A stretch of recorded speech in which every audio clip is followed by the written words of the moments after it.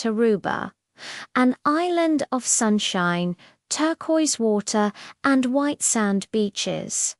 To most, it's paradise. But for one American family, it became a place of heartbreak and endless questions. In May of 2005, Natalee Holloway was 18 years old. She had just graduated from high school in Mountain Brook, Alabama, and, like so many other teenagers, she wanted to celebrate the end of school with her friends. Their senior class trip to Aruba was supposed to be a dream vacation: beaches, parties, freedom, and laughter before college life began. But by the morning of May 30th, that dream had turned into a nightmare. Natalee Holloway had vanished. No one knew it yet, but the next few days would launch one of the most widely covered missing person cases in modern history. Natalee was last seen leaving a nightclub called Carlos on Charlie's in Orange. It was around 1:30 a.m. Witnesses said she was with 3 young men. One of them was a Dutch student named Joran van der Sloot, and the other 2 were brothers Deepak and Satish Kalpo.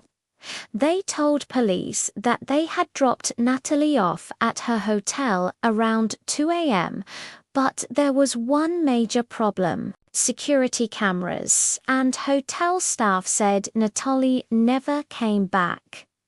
She was never seen alive again. As the sun rose that morning, Natalee's classmates began to realize something was wrong. She had missed her flight home. She had missed her flight home. She had missed her flight home. Her parents were contacted immediately, and her mother, Beth Holloway, boarded a plane to Aruba that very same day. When she landed, she didn't wait for formalities. She went straight to the police and demanded action. What followed was one of the most intense and chaotic investigations the island had ever seen. Police searched beaches, forests, and caves. Divers scoured the waters offshore. Volunteers, both locals and tourists, joined in. The American media descended on Aruba, and within days, Natalee's face was on every television in the United States. And then, the name Joran van der Sloot became the center of it all. At first, Joran told police that he had dropped Natalee off at her hotel and watched her go inside. But soon, his story began to change. He then said he had taken her to the beach, that she was drunk, and that she had passed out. He claimed he left her there alone. Investigators didn't believe him. They arrested Joran and the Kalpo brothers multiple times, but without a body and without physical evidence, they couldn't hold them for long. Weeks turned into months. Searches continued, tips poured in, and rumors spread across the internet. Some claimed Natalee had been kidnapped. Others believed she had overdosed or been sold into trafficking. None of these leads led anywhere. For the Holloway family, every day became a new cycle of hope and heartbreak. Beth Holloway stayed on the island for months, pressuring the authorities, appearing on television, and begging anyone with information to come forward. Joran van der Sloot's behavior only added to the mystery. He gave multiple interviews, each time telling a different version of what happened. In one story, he claimed Natalee collapsed on the beach and he panicked. In another, he said she had been taken by someone else. At times, he even laughed about it.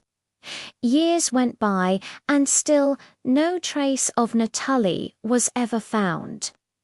In 2008, Joran was secretly recorded in a car by a Dutch crime reporter.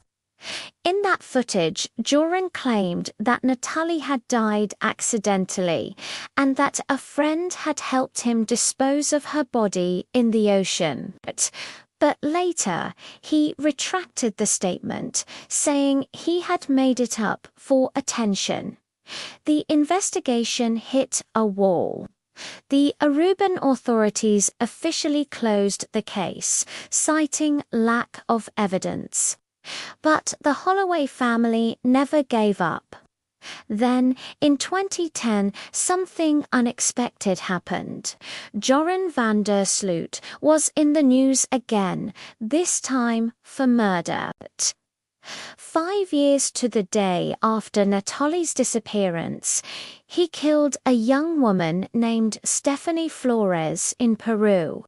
Her body was found in a hotel room registered under Joran's name. This time, there was no mystery. The evidence was overwhelming. He was arrested, tried, and convicted. He was sentenced to 28 years in prison.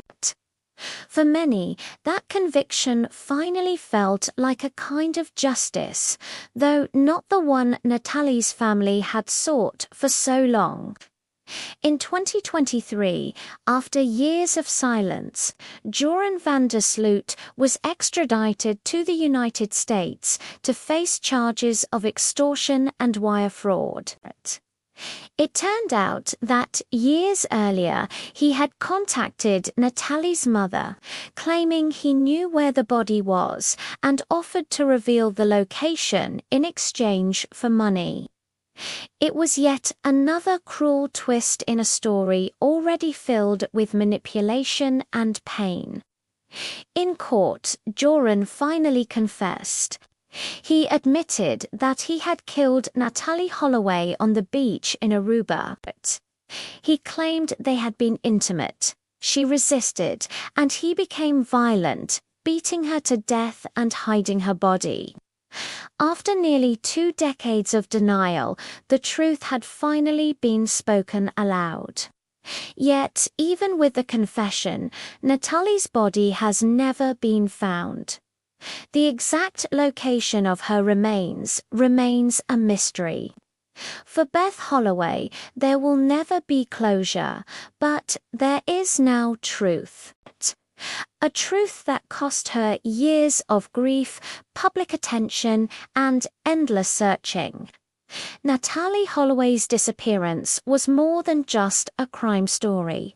It became a media phenomenon, a symbol of how vulnerable young travelers can be, and a stark reminder that even in paradise, darkness can hide in plain sight. The island of Aruba will always carry that shadow.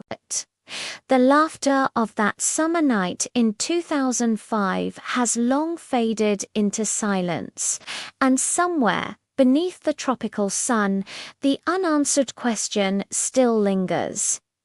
What really happened to Natalee Holloway? Because even with a confession, the mystery is not fully solved, and perhaps it never will be. What do you think actually happened to her?